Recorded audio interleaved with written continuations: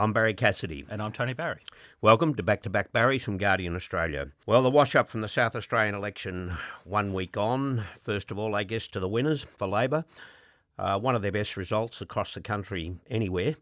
One Nation, all attention was on One Nation, and from nowhere to a primary vote of 22%, but few seats to show for it.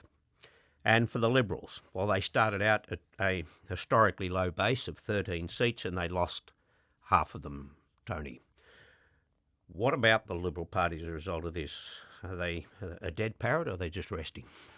Yeah, clean up on aisle 19% for the Liberal Party. A result of sub 20% is unrecorded in Liberal Party modern history. And for context, they need to really be at 45% primary vote to win. So arguably they could do it in the high 30s with a great preference flow. Very unlikely. So 19% is miles off the pace. But one of the other storylines which I thought was really interesting, apart from the hammer coming down on the Liberal Party, was in those safe Labor seats like Elizabeth, Giles, Mawson. The Labor Party had swings against it, as did the Liberal candidate, off a very low base. But One Nation recorded swings to it of over 20%. And so a lot of that was at the expense of the Labor candidate. Now, it's sometimes hard when expectations are so high, and where effectively Saturday was a coronation, not an election, where voters are more inclined to give the incumbent government a whack in those safe Labor seats where they know it's consequence-free.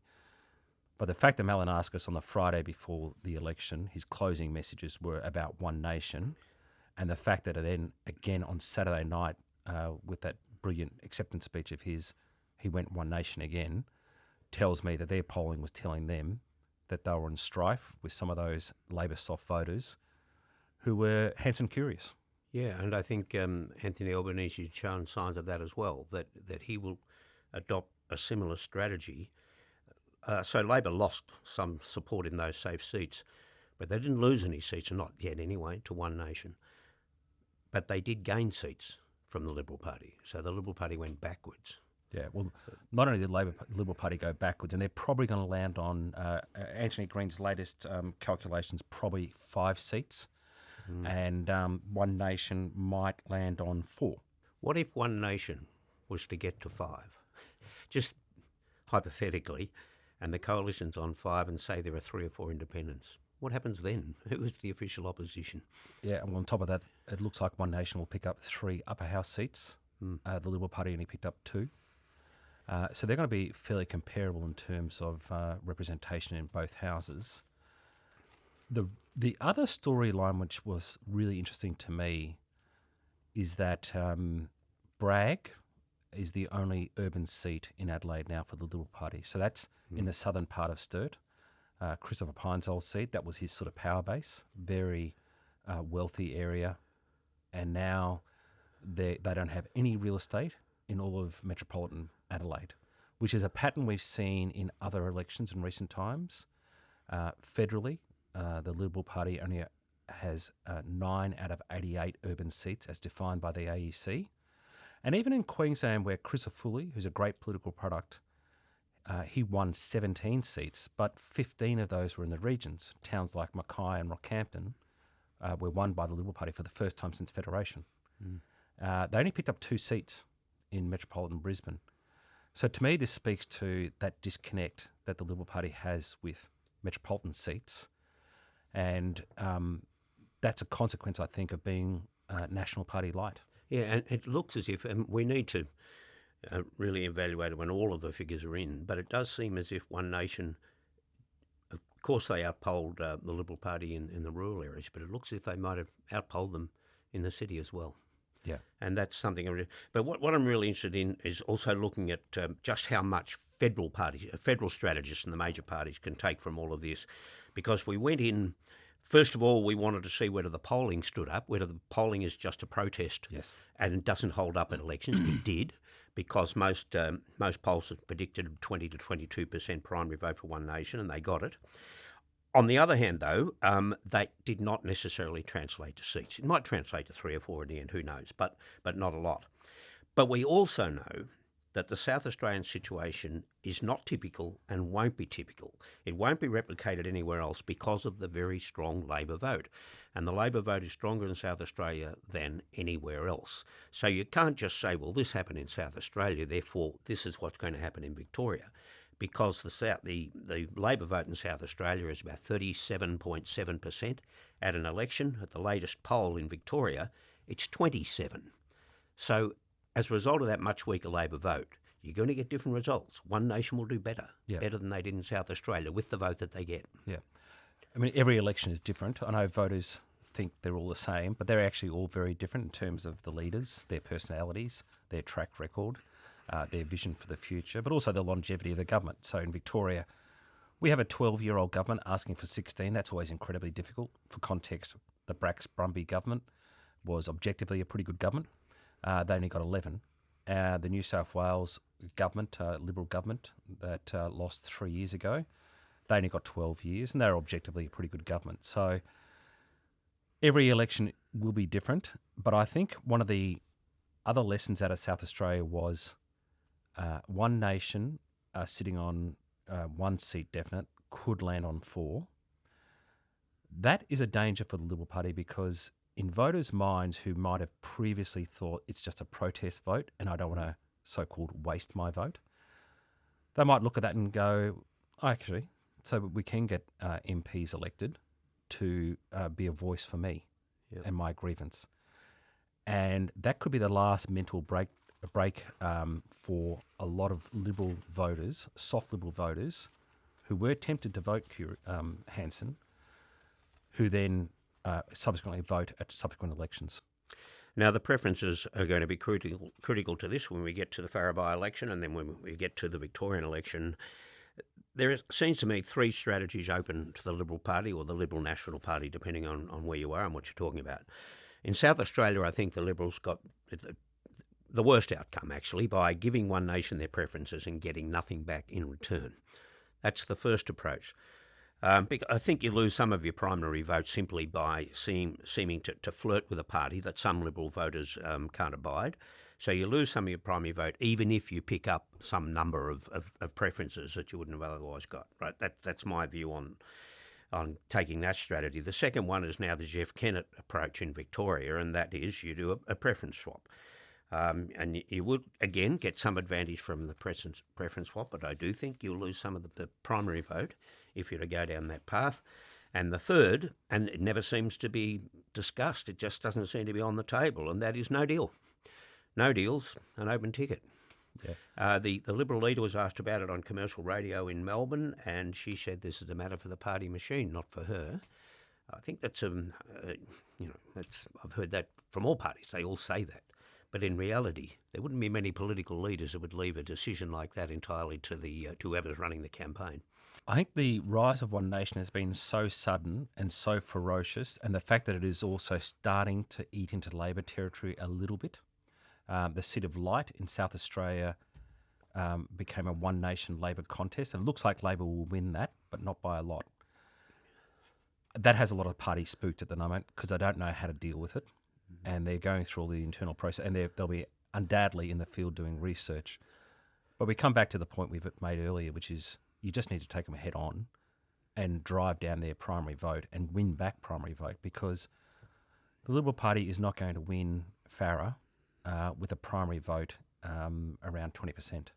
What would you be advising the Liberal Party on preferences at the Victorian election? Because it just seems to me the no deal open ticket is probably because you've got the two confronting considerations, and I just think that is the cleanest way to go in terms of the dividend you'll get. At the moment, they effectively don't have any policies apart from immigration. The danger for the Liberal Party in doing any sort of deal is that any subsequent policies that Hanson or One Nation announce, which is totally unacceptable or crazy, you own. And then you have to effectively defend that policy in front of the media as to why you're preferencing them. And that can be an exaggeration, of course, because if you're preferencing Greens first, they've got some policies as well that people find conflicts with their personal values. But it's going to be a very difficult issue for the coalition to navigate, and that's which is why they just need to offer something more positive to the electorate, try and win some of that vote back. Victoria's going to be slightly different because it's going to be effectively a referendum against Jacinta Allen as Premier and her performance, and we know that her numbers are catastrophic. And just for the record, the numbers, the latest numbers in Victoria in the poll published in the Herald Sun, has the Liberal National Party now leading on primary vote at 30, with Labor at 27 and One Nation at 20. That surprises me. The One Nation is not that far from the vote that it got in South Australia. The Greens on 14. That would translate to a 52-48 victory for the LNP two-party preferred if it was to come to that. But of course, there's a long way to go between now and then. It's interesting you mentioned the seat of light too, because I think there are parallels between the nature of that seat and the sort of seats that Labor will need to defend in Victoria and in the federal election. There are seats like that, and it does demonstrate that Labor has to have one eye to some of those seats. They haven't got the earthquake that's going on is going on the Conservative side of politics. Yeah. No doubt about that. Yeah. That's where it is. But there are small tremors. Yeah. There are small tremors in some Labor seats, and they'll need to keep an eye on that. Yeah. And the likes of Malinascus and Chris Minns in New South Wales are smart enough to realise that, which is why they're already onto that job of demolishing the case for One Nation and effectively ring-fencing their own vote. Now, let's talk about the budget, because there are great unknowns. There's always this talk of reform, but it depends on what you mean by reform, of course, because I just notice in some of the financial newspapers in this country, they call for reform, and then when ideas are put forward, they don't like them, because basically the sort of reform that a lot of them like is something that increases business profits and not much else. And so things like the capital gains tax, negative gearing, super profits tax, and the rest of them don't seem to appeal them so much. I don't know what it is that they basically want, but it just seems to me now that what we're looking at is a set of circumstances that suit the government if they're that way inclined. If they really want to now start doing things that some of it people won't like. Others on the other side, if they are going to move on some new taxes or increasing taxes on corporations and businesses, this is the time to do it. Yeah, I think Albanese needs to be very careful that they're not just seen to be a higher taxing government. Obviously, introducing more taxes is not the solution to everything. If it were, the state of Victoria would be one of the strongest states in Australia instead of one of the weakest. There is, I think, the preconditions existing for reform around capital gains tax, as well as the gas export levy proposal.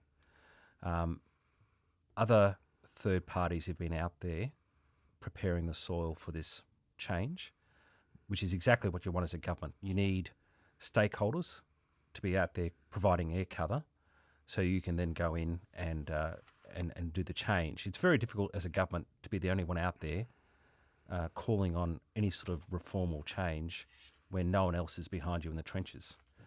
And a business does have a habit of calling for change, but then not putting their money where their mouth is, and then campaigning for that and helping to prepare the electorate for why it is important reform. I think with CGT, there's going to be a bit of a booby trap for the Liberal opposition, for the coalition. There is such a protest movement underway, as manifested by the One Nation vote. And as we discussed previously, 21% of that on our polling, of those who are voting One Nation, are saying it's because of the two-party system. They're just fed up with two-party politics. And what they perceive is not a lot of change between the major parties in their perception. So for them, if the coalition just opposes these taxes or proposals for the sake of opposing it, that will drive them further away from both major parties and drive them into the arms of One Nation.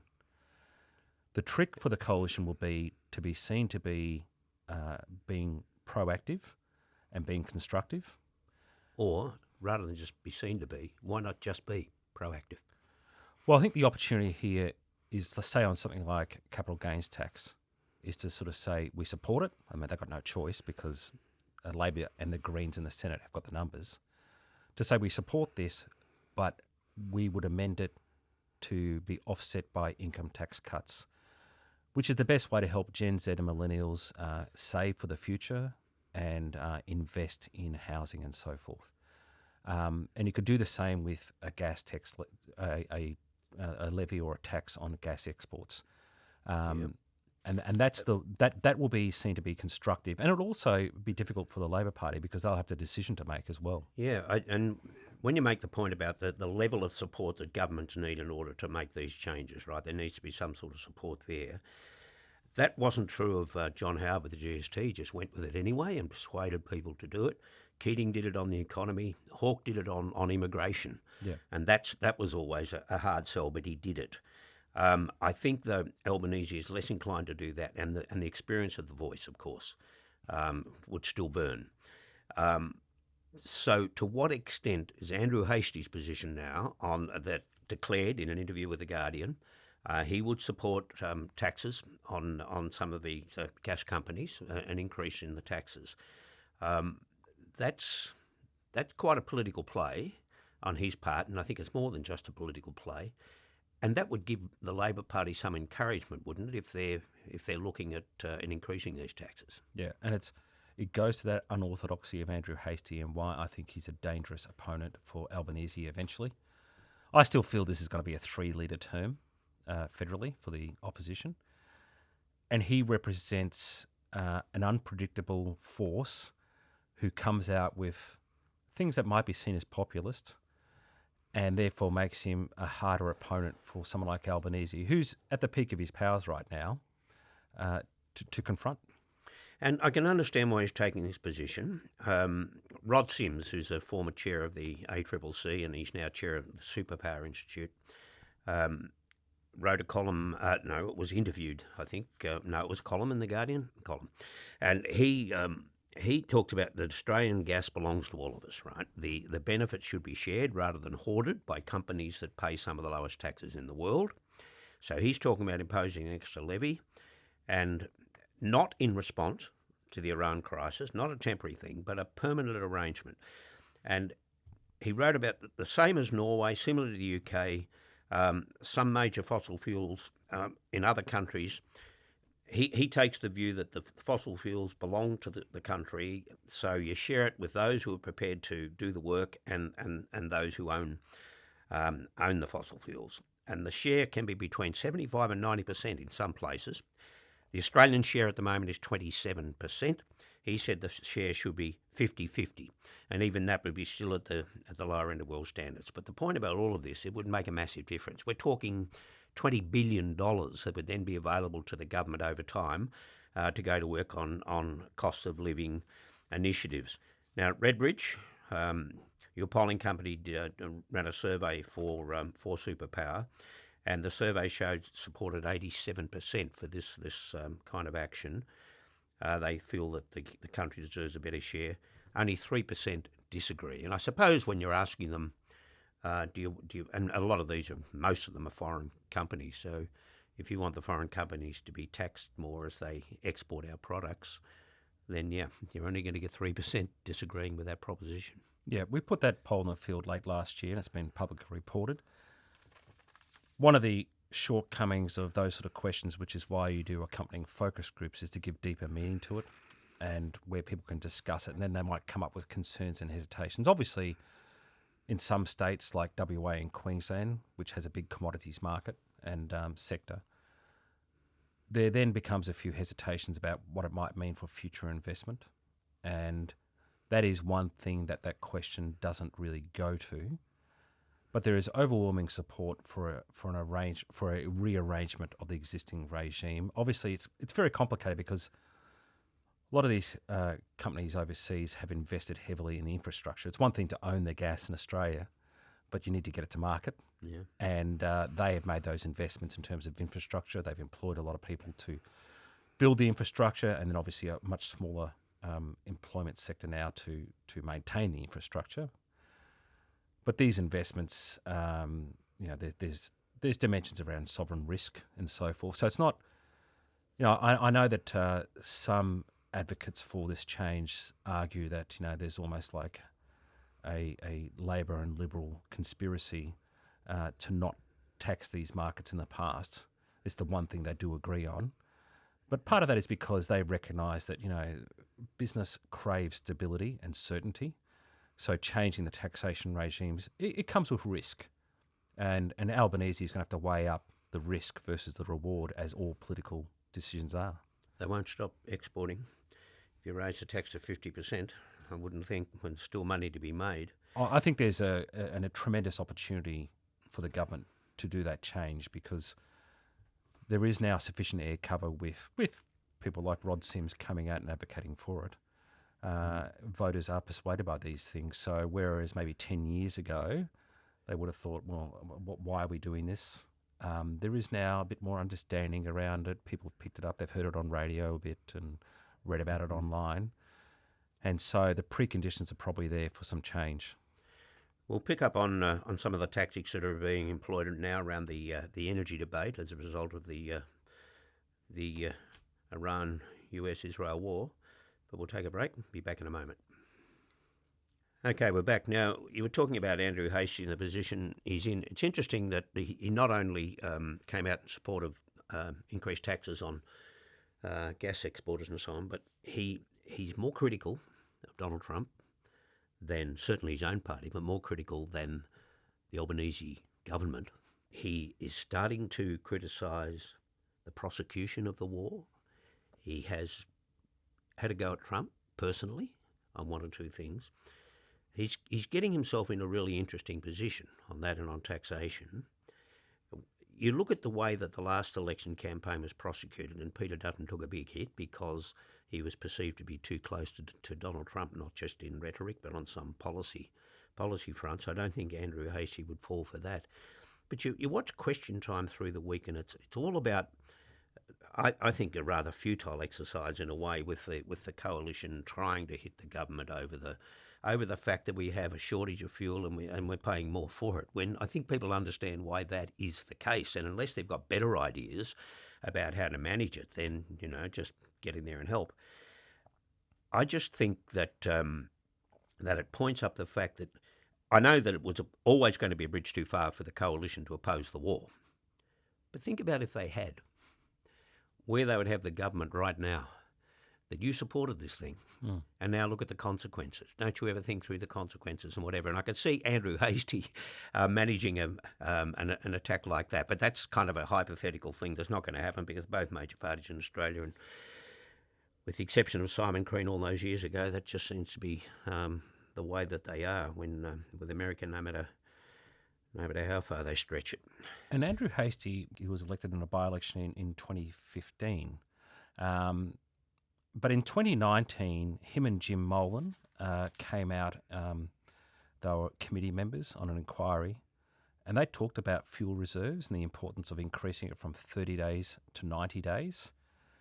So this self-sufficiency message is not a new thing that he's been doing, which works in his favour because it's not seen as a tactical response, it's seen as a values-driven position. And what we're going to see as this crisis unfolds, and Trump, of course, is all over the shop, but I don't see it finishing in the next week. If the fuel reserves becomes really critical in Australia, and I think it's down to 24 days was the last report I saw, then we're going to see the sort of mood sentiment that we saw with the Pfizer vaccine rollout, where there was supply chain issues there, and the Morrison government was blamed for not being, Greg Hunt in particular as health minister was blamed for not purchasing the required vaccines as quickly as possible. And that was, I think, reasonable at the time. Yeah. It was demonstrated that they hadn't. Whereas this would be a different situation where the whole world would be facing a shortage, and I don't think anybody's out there getting the brake on us and buying petrol that is available to us if we just get our act together. Yeah, but then you come back to the argument of reserves and why has it been at 30 days. Now, Bill Shorten, to his credit, in 2019, part of his campaign policy was to increase it to 90 days. That was going to cost Australian taxpayers effectively between $10 and $20 billion was the costings. Morrison decided not to make it bipartisan because that was going to affect his costings, and he'd rather spend that, say, $15 billion on other electorate incentives.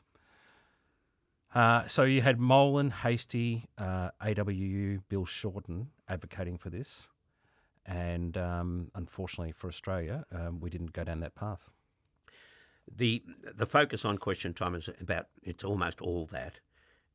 It does have the feeling at times, though, that it's like somebody complaining about the weather and blaming the government, or you're sitting in traffic and you're blaming the traffic when you are the traffic, you know. Yeah. And then there was this, the government comes up with suggestions, and they're putting together a national approach. What they want to do is bring all the states in so that whatever they do with a national focus and not just go down their own path. And yet I'm listening to a debate on commercial radio, and the host was really getting stuck into the government, because now they want the taxpayer to do the heavy lifting. You know, this idea of the soft approach that you can take. That is, take public transport. Don't drive unless you absolutely have to. Carpooling, these sorts of things just make sense. It's not asking a lot of people. It's just saying, if you want to extend this thing out a bit and preserve some fuel, this is one way to go about it. But that then is thrown back at them, saying, no, don't ask the taxpayer to solve your problems. You know, you fix them. It is a problem that everybody has to focus on. And I think that's going to have to be part of the national approach. And when they say national, it's most of the governments are Labor, so they'll all, get along reasonably well on that. We'll just see how Queensland goes with it. But I think it will hurt Albanese in the medium term. I think it plays straight into the hands of One Nation. I wouldn't be surprised if we saw another small increase for One Nation in terms of vote share. You're right. Like the problem for the coalition as opposition is voters will say, "Well, hang on a sec. Why didn't you fix it? You were in government just recently." And of course, with the exception of a few noted figures, as we said before, the policy was bipartisan, and so it makes it very hard to then attack them. Which, as you said, voters will just say, "Well, hang on a sec. You're part of the problem, mate." Whereas One Nation and their message around self-sufficiency will be the beneficiary, I think. But there's another wider debate to have around the self-sufficiency angle, like the arguments that some put up against renewable energy, electric cars and so on. Reliability and price. What we're now seeing is with fossil fuels. Look at reliability and look at price. And so it's an opportunity, isn't it, for the government now to go harder on renewable energies and use the experience of this war and the way that it's impacted around the world to try and persuade people to come on board. I think it's going to be a fascinating debate to watch, because it could go either way at the moment. And again, it depends on exactly what happens over the coming weeks and months. Hopefully there's a resolution very quickly, and that supplies are restored to near levels where they were prior. But if they're not, you could also see a return to people wanting more fossil fuel solutions here in Australia rather than relying on renewable energy. But it could go the other way as well. It's going to require on not just the circumstances, but the way how these cases are prosecuted. Obviously, you've got other big influential figures out there arguing for a return to more fossil fuel load-based energy. And then you've got others sort of trying to dial up the importance of EVs, for example. The problem is, of course, in Australia we got around 500,000 fixed axle diesel trucks, for delivery of goods, 100,000 semi-trailers, and 100,000 buses. That doesn't even include tradies, utes, which are diesel operated, and so forth. The economy runs on diesel, and even if you could, by a stroke of a pen, everybody could afford to swap over to an electric vehicle tomorrow, and simply write off their petrol fueled car. Australia doesn't have the grid capacity for electricity to actually recharge all your electric cars. So, the transition to renewable energy is probably one of the biggest, most gargantuan policy areas I've ever been involved in, and I probably do about 2 days a week work in the renewable energy sector. There is no easy solutions to any of this at the moment. I think Australia, pound for pound, is the most diesel-dependent economy in the world, and we're learning that lesson right now. Can I just throw back one email to you, going back to the One Nation issue, and it's from Anil from South Australia. And you can understand first preference votes for One Nation, and it's a protest vote, or it might be more than that. But however, how do you explain why some would place One Nation second? Like, is there a profile of people who vote Labor one and One Nation second, Liberal one, One Nation second? And with the Liberals, that means their preferences matter, right, in that sense. But there surely is, and we'll see that from this election, that voting Liberal one and One Nation two wouldn't be that unusual. They're people who don't want the Labor Party at any price. Yeah.